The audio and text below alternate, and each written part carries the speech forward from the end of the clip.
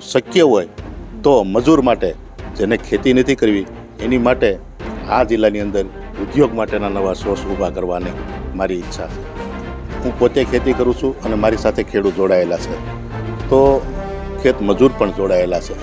લોકોના હિત માટે પહેલાં તો અધિકારી જોઈ એ બધાય કામ અમે પૂર્ણ કરી અને આજે ભારતીય જનતા પાર્ટીએ મને લોકસભાના ઉમેદવાર તરીકે જાહેર કર્યા છે. જી ભરતભાઈ, ભાજપ પાર્ટીએ તમારી પર વિશ્વાસ મૂકી સાંસદ પદ માટે ઉમેદવાર તરીકે આપને પસંદગી કરી છે, શું કહેશો? પસંદગી ભારતીય જનતા પાર્ટી કાર્યકર્તા કામ હોય કરતો હોય એની ઉપર મૂકે છે. અમારા ચાલુ સાંસદ રહ્યા એની કામગીરી એવી હતી ત્યારે એની ઉપર વિશ્વાસ મૂક્યો હતો. એવા અમારા અગાઉના નેતા દિલીપભાઈ હોય, તમામ નાના નાના કાર્યકર્તા હતા, એની ઉપર વિશ્વાસ મૂકી અને આ જિલ્લાનું સુકાન એને સોંપ્યું હતું અને સફળપૂર્વક કામગીરી કરી હતી. એ જ રીતે મારી પર વિશ્વાસ મૂકવામાં આવ્યો છે. આપ પણ એક ખેડૂત છો. ખેડૂતો ઘણા છે આ ગામમાં, આજુબાજુના તાલુકામાં, નાના નાના ગામડામાં પણ જોવા મળ્યા છે. ખેડૂતલક્ષી કેવા કાર્યો કરશો? જોવા જઈએ તો હું પોતે ખેતી કરું છું અને મારી સાથે ખેડૂત જોડાયેલા છે, તો ખેત મજૂર પણ જોડાયેલા છે.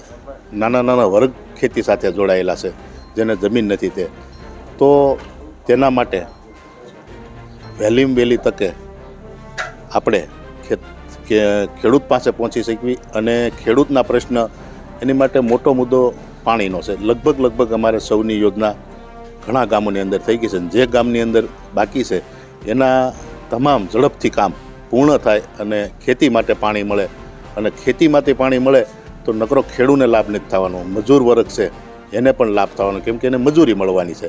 અને શક્ય હોય તો મજૂર માટે જેને ખેતી નથી કરવી એની માટે આ જિલ્લાની અંદર ઉદ્યોગ માટેના નવા સોર્સ ઊભા કરવાની મારી ઈચ્છા છે. ભરતભાઈ, આમ જોઈએ તો 1991થી આ ભાજપના કેડરથી લઈ અને હાલ અત્યારે સાંસદ પદ માટે તમારી પસંદગી થઈ છે. જિલ્લા પંચાયતના પ્રમુખ પણ આપ રહી ચૂક્યા છો. આપની સફર વિશે થોડુંક જણાવશો?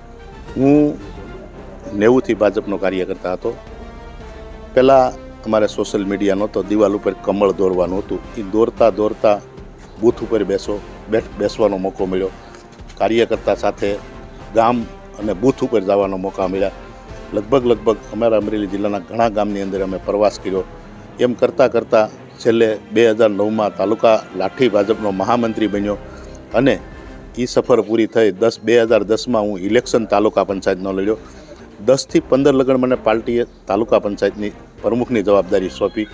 એની અંદર બહુ ઊંડાણપૂર્વક લોકોના કામ કરી અને સફળ તાલુકા પંચાયતનું પ્રમુખ પદ પૂરું કર્યું.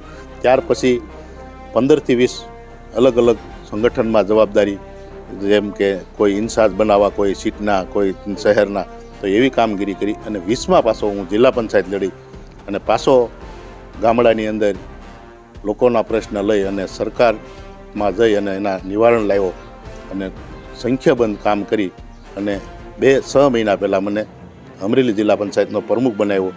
એની અંદર પછી તો જિલ્લાની જવાબદારી આવી તો તમામ તાલુકામાં જઈ અને પહેલાં અમે જોયું કે તમારે શું મુસીબત પડે છે.